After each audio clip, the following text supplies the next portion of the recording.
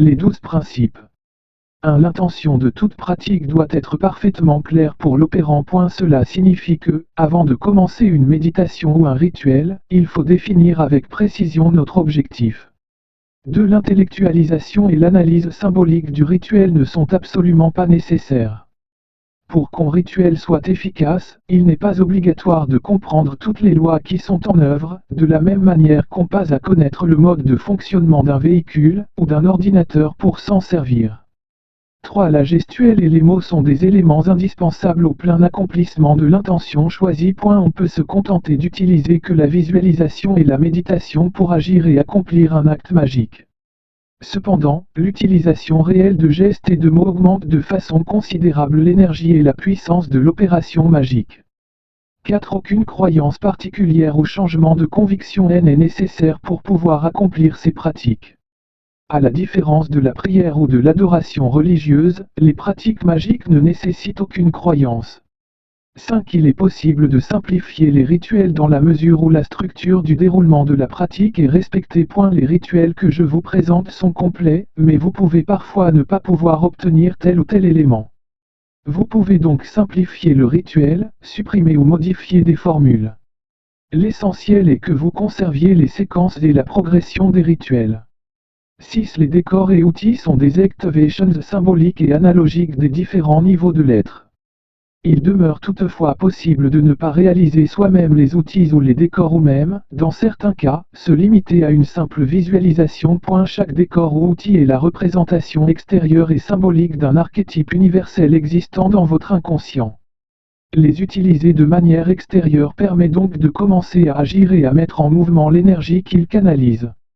7. La visualisation doit faire l'objet d'un entraînement régulier afin que la concentration nécessaire lors de certains moments très précis des rituels puisse être effective et maintenue. La visualisation peut permettre un travail intérieur, mais elle réclame une concentration beaucoup plus grande et nécessite un travail assez fréquent. En ce domaine, rien n'est vain ni inutile. 8. En général, tout rituel pratiqué seul doit être discrètement accompli. Il est recommandé d'en parler à votre entourage ou à vos amis qu'après l'avoir accompli. Dans les rituels magiques, nous avons affaire à des énergies qui sont concentrées et véhiculées par notre volonté et notre esprit. Or, toute activité, toute discussion disperse l'énergie qui a été accumulée pour un objectif en particulier. Il faut donc la conserver en soi jusqu'à ce que tout soit accompli sur le plan invisible. 9. La pratique n'implique aucune règle morale particulière en dehors de celle que nous évoquons le plus souvent, ne pas nuire.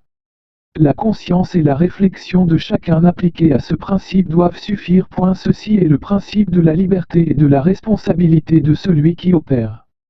L'homme est créateur, tant dans les principes moraux que dans le plan invisible. Tout mal te sera rendu pas 3 fois. 10. La pratique implique une volonté d'agir à la fois dans ce monde terrestre et dans le monde dit spirituel. Tout acte accompli est donc placé simultanément sur ces deux niveaux. Le magicien place délibérément son œuvre sur le plan invisible. Il existe bien un rite visible, de gestes, des prières, etc., mais tout cela ne serait que de peu d'utilité sans la volonté de les rendre opérants dans l'invisible. Il n'y a pas de frontière réelle dans le domaine de l'esprit ou de la magie. Ce qui est fait existe en réalité sur tous les niveaux de l'être et c'est cette idée qu'il faut conserver en soi au moment où l'on agit. 11. Il est tout à fait possible d'utiliser des rituels appartenant à des traditions anciennes ou contemporaines différentes. Cet état de choses permet de réduire les risques d'identification à l'outil utilisé. Certains hésitent à mélanger les genres, autrement dit à utiliser un rituel de guérison chamanique, puis, quelques jours après, un rite kabbalistique. Or, la seule règle est la liberté et la sensation de celui qui agit. Il faut bien savoir qu'il n'existe aucune règle divine en ce domaine. 12. Les rituels pratiqués seuls peuvent aussi l'être à deux, un homme et une femme. Dans ce dernier cas, la double polarité est intéressante pour l'équilibre des énergies et des pratiques. Nous vous engageons à expérimenter de cette manière un certain nombre d'éléments présents dans cet ouvrage, afin de percevoir la différence des énergies estres. Les 12 principes. 1. L'intention de toute pratique doit être parfaitement claire pour l'opérant. Cela signifie que, avant de commencer une méditation ou un rituel, il faut définir avec précision notre objectif. 2. L'intellectualisation et l'analyse symbolique du rituel ne sont absolument pas nécessaires.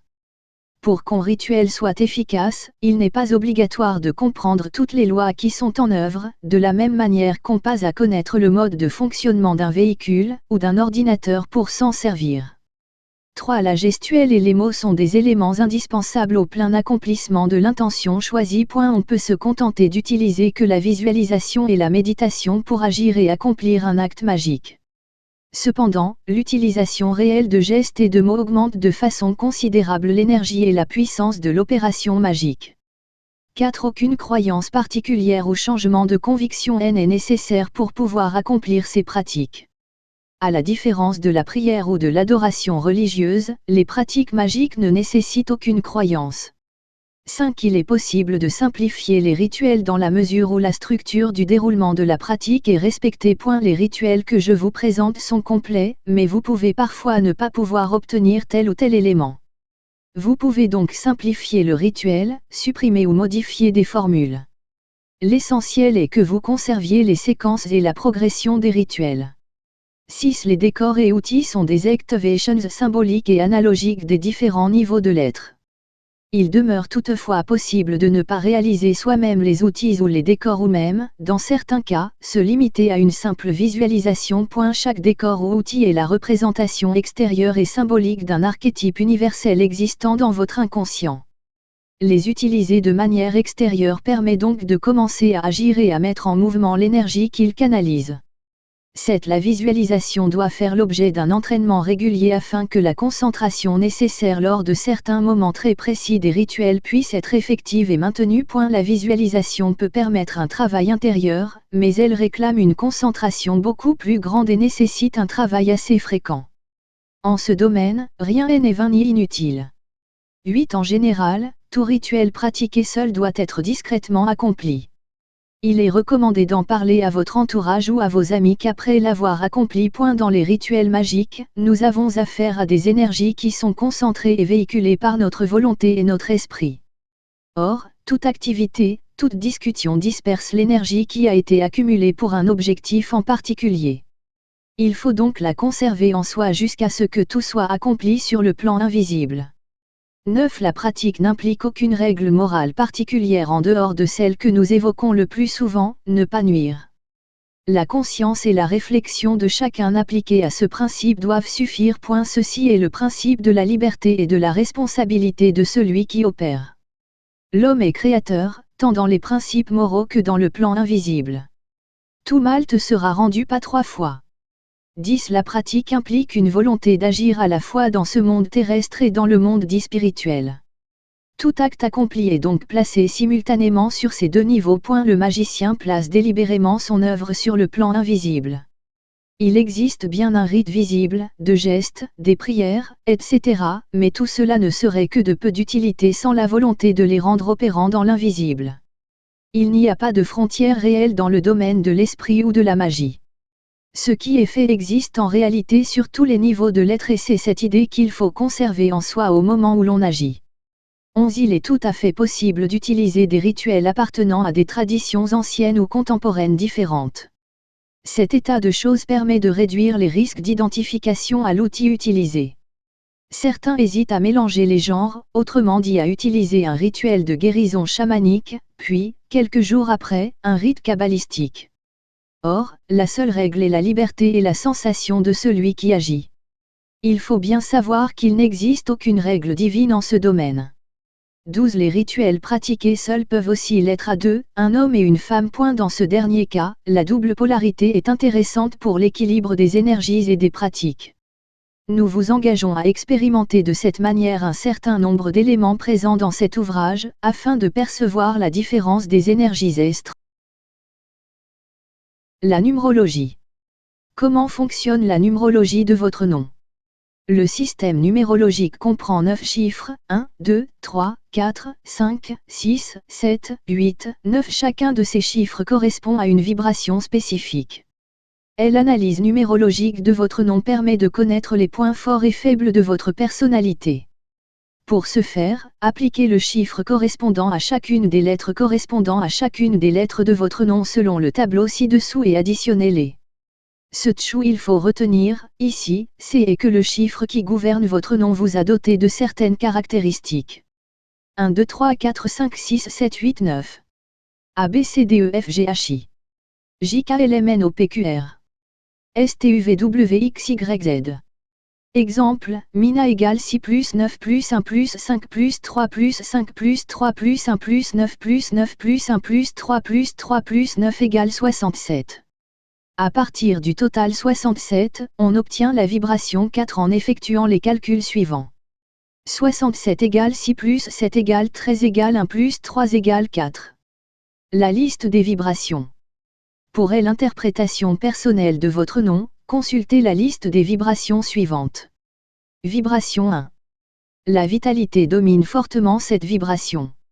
Le sujet s'identifiant à cette vibration manifeste une grande vitalité. Sa curiosité est grande et son esprit, méthodique ou précis.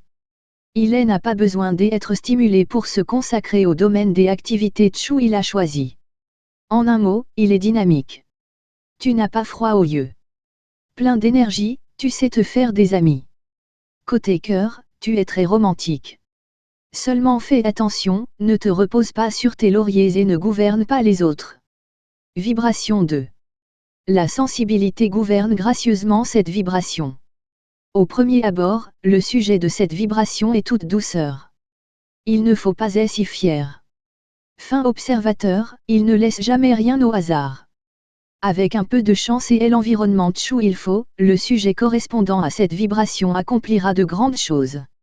Tu es un rêveur plein d'imagination. Discret, tu es à l'aise en société et toujours à l'écoute des autres. Attention à ne pas confondre tes rêves avec la réalité. Vibration 3. La contemplation dirige cette vibration. Le sujet de cette vibration est souvent méditatif. Une grande douceur peut se dégager de sa personnalité. Il peut être aussi très secret. Plutôt soucieux, il est souvent absorbé dans ses pensées et peut manquer de confiance en lui. Le monde des affaires n'est pas son fief. Tu as un tempérament d'artiste. Tu sais te faire aimer et tu aimes te donner en spectacle. Attention à ne pas disperser tes talents. Vibration 4. L'intelligence commande clairement cette vibration. Capable de décisions rapides et efficaces, le sujet possédant cette vibration peut être doué pour les affaires. Doté d'un bon sens du jugement, il se fie à son intuition. Tout feu, tout flamme, il a besoin d'une grande liberté de mouvement. Généralement, il a des amis de presque tous les horizons. Tu es rigoureux dans ton travail. Tu aimes l'ordre en amour, tu as besoin de solide et durable. Attention de ne pas être trop mesquin ou à devenir maniaque.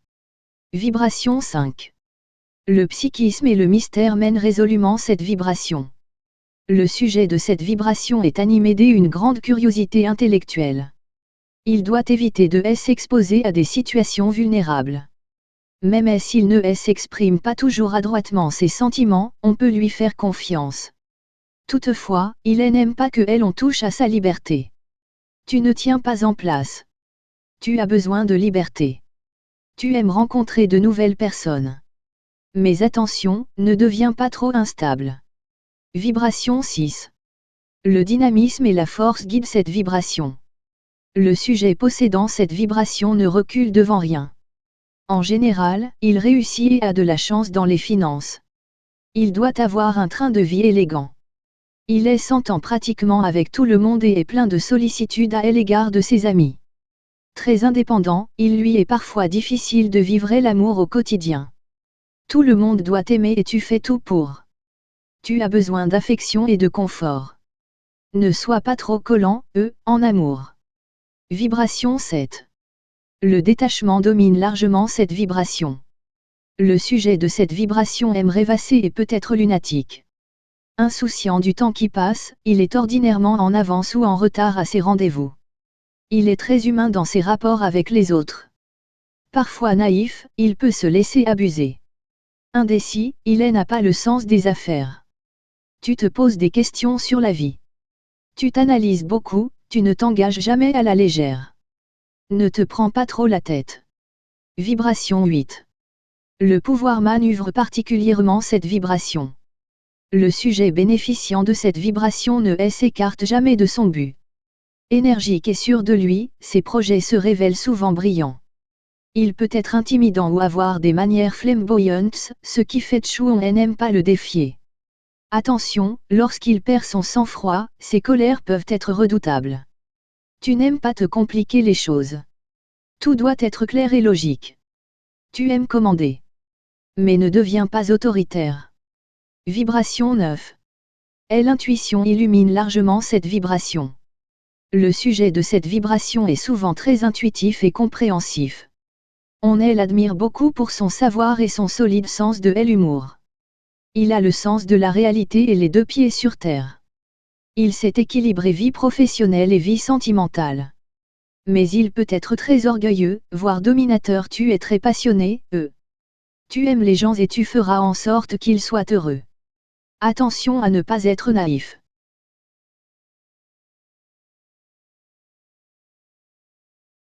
Consecration des objets. Vos objets devront avant tout être consacrés à votre déité. Pour cela, prenez l'objet en question et présentez-le au dieu choisi ou à la déesse et son consort, puis saupoudrez-le de sel en disant: je consacre cet objet, nommez-le avec le sel de la terre. Poursuivez avec l'eau en disant: je consacre cet objet avec l'eau du ciel et des rivières. Continuez avec la flamme en disant: je consacre cet outil avec le feu sacré. Terminez avec l'encens en baignant votre outil dans la fumée en disant: je consacre cet objet avec l'air parfumé. Comme vous le voyez, c'est très simple. Ne négligez donc pas cette étape importante pour votre parcours de sorcière Mina.